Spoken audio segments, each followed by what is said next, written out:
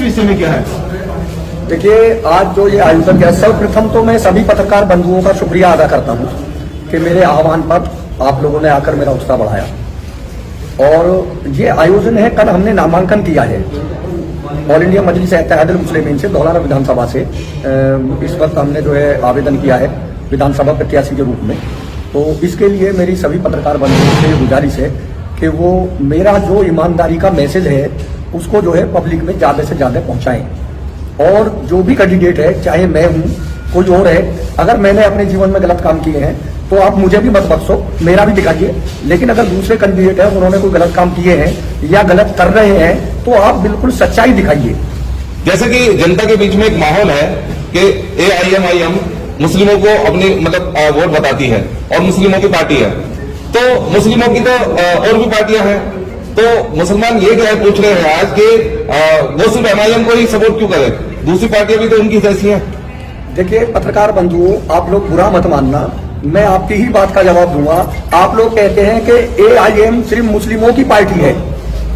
तो आपके बताए हुए अनुसार मैं आपको ये बताना चाह रहा हूँ, 1,60,000 वोट धौलाना विधानसभा पर मुसलमानों की हैं,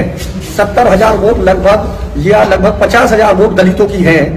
तो ये सब AIM की वोट है और AIM का प्रत्याशी ही यहाँ से कामयाब होगा, क्योंकि मुसलमानों के साथ किसी ने भी आज तक वफादारी का प्रयास नहीं करा।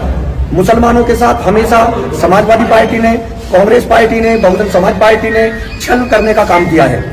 धौलाना विधानसभा सीट देखी जा रही है, किराना के बाद दूसरी सीट धौलाना विधानसभा देखी जा रही है, इसमें 84 का गढ़ है और इधर डाडला मसूरी क्षेत्र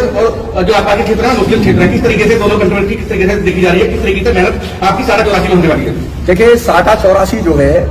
वो एक ऐसा क्षेत्र है जहां से लोगों ने हमेशा आजादी का भी बिगुल बजाया है और अब धौलाना विधानसभा में अपना प्रत्याशी भेजने का भी बिगुल बजा रहे हैं। तो 84 से हमें जो है ठाकुर भाइयों से, ब्राह्मण भाइयों से, दलितों से, पंडितों से बहुत अच्छा रेस्पॉन्स मिल रहा है और सर्व समाज की वोट इस वक्त जो है वो बैरिस्टर असदुद्दीन ओवैसी साहब के साथ है, क्योंकि पार्लियामेंट में खड़े होकर बैरिस्टर असदुद्दीन ओवैसी साहब ही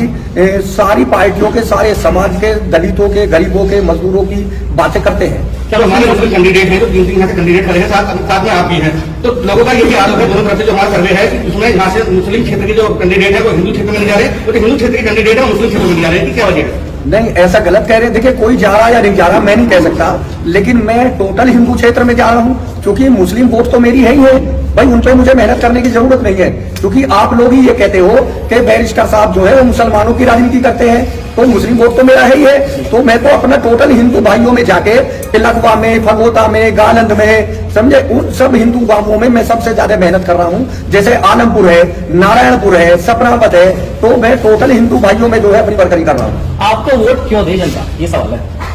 मुझे वोट इसलिए मैं चाहता हूं, अगर आप एज में आएंगे तो मैं सबसे कम एज का बच्चा हूं धौलाना विधानसभा का, और धौलाना विधानसभा की जनता इसी तरह से मुझे प्यार देगी जिस तरह से डासने की जनता ने हमें 2017 में अपना प्यार दिया था। और हमने जो काम डासना में किया है उस काम के आधार पे, चूंकि हमने झूठ नहीं बोला औरों की तरह, हमने काम करके दिखाया है डासने में, और हम चाहते हैं कि हम धौलाना विधानसभा में भी काम करें। तो विकास के लिए हमें धौलाना विधानसभा की जनता अपना वोट देगी, शिक्षा के लिए वोट देगी। आपका कहना है कि मुस्लिम समाज क्षेत्र है, मुस्लिम समाज अच्छी वोट देगा और हम जीत हासिल करेंगे, लेकिन हम बात करें बसपा की, बसपा के इस बार के जो प्रत्याशी हैं बासित पठान, उनका कहना है कि अगर हम बात करते हैं धौलाना विधानसभा की तो केवल और केवल धौलाना विधानसभा बसपा के लिए है, बसपा के यहाँ जनार्दन यहाँ पर ज्यादा है, इस बारे में आपका क्या कहना है? देखिए बसपा तो यूपी के अंदर कहीं है नहीं। अब आप 2019 का इलेक्शन देख लीजिए, मात्र 10 MP जो है बहुजन समाज पार्टी के आए, और वो भी उन क्षेत्र से आए जहां मुस्लिम बहुल क्षेत्र है। उसके अलावा 2017 का रिकॉर्ड आप देख लीजिए, मात्र 19 MLA जीत के आए, उनमें से लगभग 9 MLA भग गए दूसरी पार्टियों में। तो इस वक्त बसपा का जनाधार खत्म हो चुका है, बसपा इस वक्त नहीं है, बिल्कुल भी कहीं दौड़ में नहीं है। मैं समझता हूँ शायद पूर्व यूपी के अंदर हो सकता इस बार 10 MLA भी बसपा के ना आ पाए, क्योंकि दलित समाज जो है, दलित समाज टोटल हमारे साथ है बैरिस्टर असदुद्दीन ओवैसी साहब के। क्या आपने मान लिया विधानसभा की बात की जाए तो धौलाना विधानसभा की जो प्रत्याशी बातचीत है, उन्होंने सीधे सीधे कहा कि 7,000 से हमारी शुरुआत होगी, 7,000 वोटों से शुरुआत की बात वो कह रहे हैं, दावेदारी बात कर रहे हैं, तो किस तरीके से उन्होंने देखिए? देखिए आप सच्चाई दिखाइए ना भाई, जब बैरिस्टर साहब की पार्टी मुस्लिम पार्टी है तो हाजी आरिफ की शुरुआत 1,60,000 वोटों से स्टार्ट होगी, क्योंकि 1,60,000 मुस्लिम है, लगभग 40-50 हजार दलित है, वो ऑल इंडिया मजलिस को वोट देंगे, हमारे ब्राह्मण भाई देंगे, हमारे ठाकुर भाई देंगे, तो 1,60,000 पे मुस्लिम पार्टी का सिंगल प्रत्याशी हाजी आरिफ अली है, तो 1,60,000